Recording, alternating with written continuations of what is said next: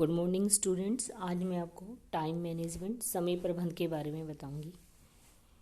आप सभी जानते हैं कि टाइम समय है ना, एक इम्पॉर्टेंट फैक्टर होता है हर बंदे की लाइफ में। समय जो है, जैसे कि कई कहावतें भी है कि समय का सदुपयोग करना चाहिए, समय एक बार चला जाता है तो दोबारा वापस नहीं आता।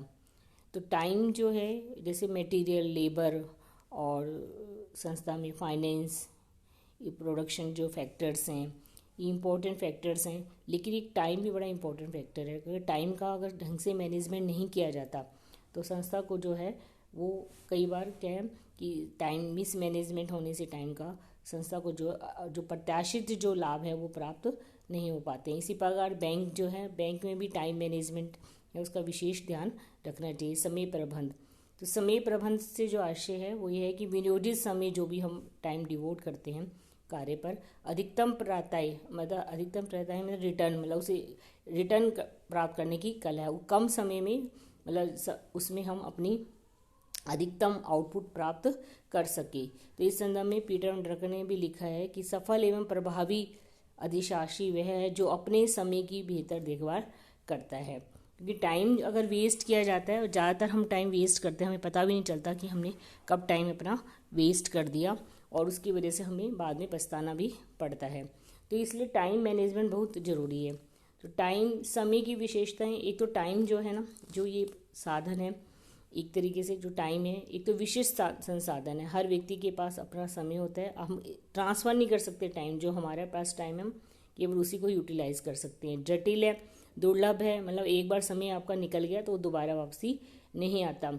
व्यक्तिगत होता है, इसको हम ना तो संग्रह कर सकते हैं, ना इसको हस्तांतरण कर सकते हैं, और ना ही इसका विस्तार कर सकते हैं। जितना टाइम है उतना ही टाइम हम यूज़ कर सकते हैं।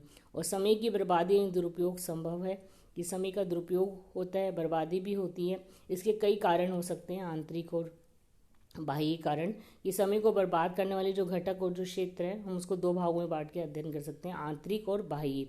आंतरिक कारणों में जैसे व्यक्तिगत अव्यवस्था, उस व्यक्ति को यही नहीं पता होता कि उसको क्या करना है, अंदर से वो अव्यवस्थ होता है, डिसीजन नहीं ले पाता, तो उस स्थिति में भी टाइम खराब होता है। उद्देश्य में प्राथमिकताओं को तय करने में असफलता, की क्या पहले करना है, हमारी क्या प्रेफरेंसेस है, उसको ही वो तय नहीं कर पाता, उसमें भी असफल होने की वजह से उसका टाइम खराब हो जाता है। अवास्तविक समय अनुमान, कई बार उसको समय का अनुमान नहीं होता और टाइम ज़्यादा लगा किसी कार्य को करने में, जितनी आवश्यकता से अधिक टाइम का प्रयोग होने से भी समय बर्बाद होता है। एक ही समय में अनेक कार्य अगर व्यक्ति करता है तो वो कोई भी कार्य ढंग से नहीं कर पाता, उसमें भी समय बर्बाद होता है। और निर्णय नहीं ले पाता, और निर्णय नहीं लेने से भी समय चला जाता है, हाथ से निकल जाता है। विलम्ब, कार्य को देर से करने के कारण भी समय बर्बाद होता है। विशेषज्ञ बनने की इच्छा, कई बार व्यक्ति क्या कहता है, वो हर चीज़ में स्पेशलाइज बनना चाहता है और एक कार्य को वो खुद ही उसको करना चाहता है, तो उसमें भी उसकी टाइम खराब होता है। कि अगर वो उसमें कोई कार्य को अगर नीचे अथॉरिटी को डेलीगेशन ऑफ अथॉरिटी कर दे, तो हो सकता है कि जो उसको उसका काम बढ़ जाए, वो अपने काम को ढंग से कर पाए। लेकिन विशेषज्ञ बनने की इच्छा, उसके पास इतनी ज़्यादा इच्छा होती है उसको, कि कई बार वो डेलीगेशन ऑफ अथॉरिटी भी नहीं करता, कार्यों का नीचे हस्तांतरण भी नहीं करता, डेलीगेशन भी नहीं करता, जिसकी वजह से भी समय बर्बाद होता है। बाह्य घटक भी होते हैं, कई बार टेलीफोन है, मोबाइल है, इंटरनेट नहीं चलता समय पर, या टेलीफोन बीच में आने से, मोबाइल फ़ोन बजने से भी उसका टाइम ख़राब होता है। अनावश्यक मीटिंग्स, सभाएं जो होती हैं, ये भी टाइम ख़राब करती हैं।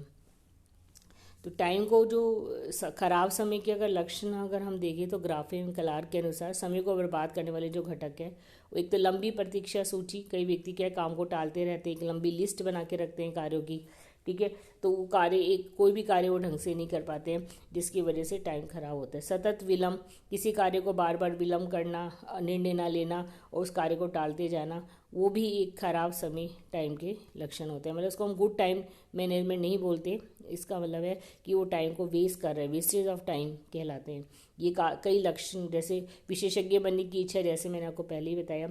निरंतर कार्य, कई व्यक्ति निरंतर कार्य करता रहता है, अपने परिवार और सामाजिक जीवन के लिए भी समय ना निकाल पाता, तो उससे जो कार्य करने की जो कार्य क्षमता है उस पर प्रभाव पड़ता है, और वो उसका कार्य जितना होना चाहिए था उस समय वो नहीं कर पाता। इसलिए हर काम के लिए उसको अपने काम को ढंग से समयबद्ध करके उस कार्य करना चाहिए, ताकि कार्य जो है वो उसको अच्छी रिटर्न कार्य कम समय में अच्छी रिटर्न प्राप्त हो सके, कार्य को कर सके। ना करने की अयोग्यता, कई व्यक्ति ना कहने की, मतलब ना कहने की अयोग्यता, ना नहीं कहते कि हर काम को हाँ भर देते हैं और फिर वो कर नहीं पाते, प्रेशर में रहते हैं, दबाव में रहते हैं, किसी भी काम को अच्छे तरीके से नहीं कर पाते। तो उस कारण भी ये भी एक समय खराब समय के लक्षण। नियोजन का अभाव, बिना नियोजन के अगर कार्य किया जाता है तो उससे भी समय खराब होता है और क्योंकि लक्ष्य प्राप्त नहीं हो पाते और जो कार्य किया है वो भी कोई यूज़फुल नहीं रहता है। जल्दबाजी में निर्णय लेने से भी ये भी खराब समय के लक्षण है कि जल्दबाजी में निर्णय लेते हैं, आप बिना प्लानिंग के डिसीजन ले रहे हो और जल्दबाजी में निर्णय ले रहे हो, निर्णय आगे जाके गलत साबित होता है तो वो समय खराब कहलाता है कि उसने टाइम खराब किया। समस्या के समाधान में गहराई का अभाव होता है, तो समस्या का समाधान नहीं कर पाते समय पर, गहराई से उसको सोचते नहीं हैं और वो समस्या बढ़ती चली जाती है और जो समस्या और टाइम उसमें वेस्ट हो जाता है। अल्पकालीन लाभों को देखना, कई व्यक्ति दीर्घकालीन लाभ को ना देख के अल्पकालीन लाभों को देखते हैं और दीर्घकाल में उनको लॉस वहन करना पड़ता है, ये भी टाइम वेस्ट होता है। भीतरी व्यक्तिगत रूप से असंगठित होता है, अव्यवस्थित व्यक्ति जो होता है जो डिसीजन नहीं ले पाते, उस टाइप के, उससे भी टाइम वेस्ट होता है। अब प्रतियोजन का अभाव, अत्यधिक कार्यभार हो जाता है, डेलीगेशन ऑफ वर्क नहीं करते, जैसे मैंने आपको पहले ही बताया था, ये भी एक खराब समय के लक्षण। अनावश्यक से सभाएं करना, मीटिंग्स करना, ये भी समय एक बैड टाइम मैनेजमेंट कहलाता है। तो ये कई लक्षण हैं जो बैड टाइम के लक्षण कहलाते हैं कि समय की बर्बादी होती है इससे।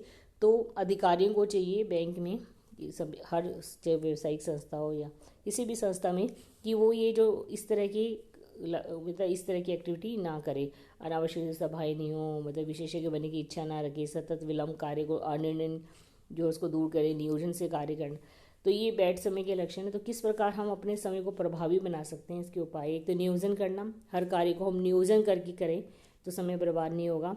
प्राथमिकता तय कर ले कि पहले किस कार्य को करना है, कौन सा कार्य इंपॉर्टेंट है, ताकि हर कार्य समय पर पूरा हो सके। तो हमारी जो प्रेफरेंसेस और प्रायोरिटीज डिसाइड करने से भी समय जो है उसका प्रभावी प्रयोग हो पाता है, प्रबंध हो पाता है। अधिकारों का जो भी अधिकार है या उसके जो कार्य है उसका प्रतियोजन, डेलीगेशन ऑफ अथॉरिटी, जो कार्य वो खुद अच्छे तरीके से कर सकता है वो कार्य करे और बाकी जो दैनिक कार्य हैं वो अपने से जो सबऑर्डिनेट्स हैं उनको डेलीगेट कर दे। तो इस तरह से कार्यों का प्रतियोजन, डेलीगेशन करने से भी उसका कार्यभार कम होगा और वो अपना कार्य अच्छे ढंग से कर पाएगा और समय का सदुपयोग हो पाएगा, आउटकम भी उसको अच्छा मिलेगा।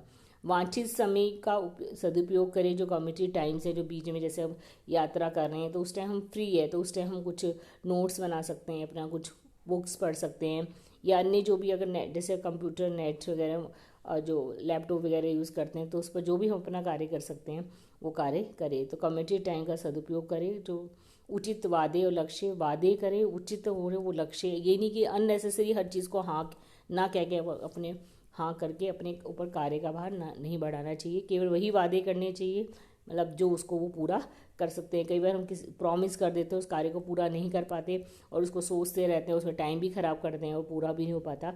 तो इस तरह से वही वादे उचित लक्ष्य निर्धारित करने चाहिए जो कि पूरे किए थे।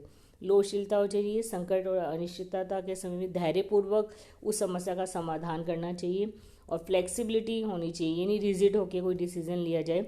तो अगर वो रिजिड होकर डिसीजन लेगा कि समय भी बदलता रहता है और समय के अनुसार, परिस्थिति के अनुसार डिसीजन ले ताकि समय का सदुपयोग हो सके। सर्वोत्तम प्रयास करना चाहिए, किसी भी कार्य को करने के लिए अपना बेस्ट दिया जाना चाहिए ताकि वो जो कार्य है वो समय पर पूरा हो सके और उससे जो भी पड़ता है, जो रिटर्न है वो प्राप्त हो सके। टेलीफोन मोबाइल का प्रभावी उपयोग होना चाहिए, उसका दुरुपयोग नहीं होना चाहिए। मतलब अगर टेलीफोन मोबाइल ये संचार के साधन हमारे जीवन में आए हैं तो ये हम ठीक है, ये हमारी सुविधा के लिए है, लेकिन इसका भी हम प्रभावी उपयोग कर सके, मतलब उसका मिस यूज़ ना करके कि उसको अननेसेसरी और चीज करके मिस यूज़ ना करके उसका हम यूज़फुल जो है किस प्रकार उसको हम यूज़ कर सकते हैं अपने वर्क प्लेस पर और वर्क कार्य के लिए उसको प्रयोग करना चाहिए। विश्राम, रेस्ट बहुत ज़रूरी है। अब कंटिन्यूअस काम किया जाएगा तो उससे व्यक्ति की कार्य क्षमता पर प्रभाव पड़ता है, उसकी एफिशिएंसी जो है वो भी प्रभावित होती है।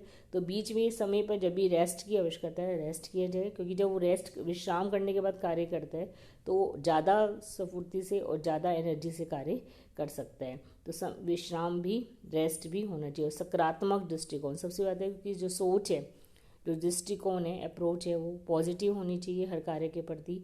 नेगेटिव होगा, नेगेटिव सोच रख के कार्य करेगा तो कार्य कभी भी पूरा नहीं होगा और जो समय है वो भी बर्बाद होता है। इसलिए सकारात्मक दृष्टिकोण रखते हुए कार्य किया जाना चाहिए। तो अगर इन सभी उपायों को अगर हम प्रयोग में लाते हैं, बैंक में भी ये सभी उपाय जो है, जो एफर्ट्स हैं, इन सबको अगर इनको ध्यान में रखते हुए टाइम को प्रयोग में किया जाता है, टाइम मैनेजमेंट किया जाता है, तो उससे निश्चित रूप से संस्था को जो है गुड रिटर्न और प्राप्त होगी। तो समय का प्रबंधन जो है वो बहुत ही ज़रूरी है मानव के जीवन में भी और व्यवसायिक संस्था में भी, और हर पहलू पे और हर वक्त, मतलब हर क्षण टाइम मैनेजमेंट होना ज़रूरी है और इसका सदुपयोग किया जाना चाहिए। इसका मतलब दुरुपयोग, टाइम को वेस्ट नहीं करना चाहिए। Thank you.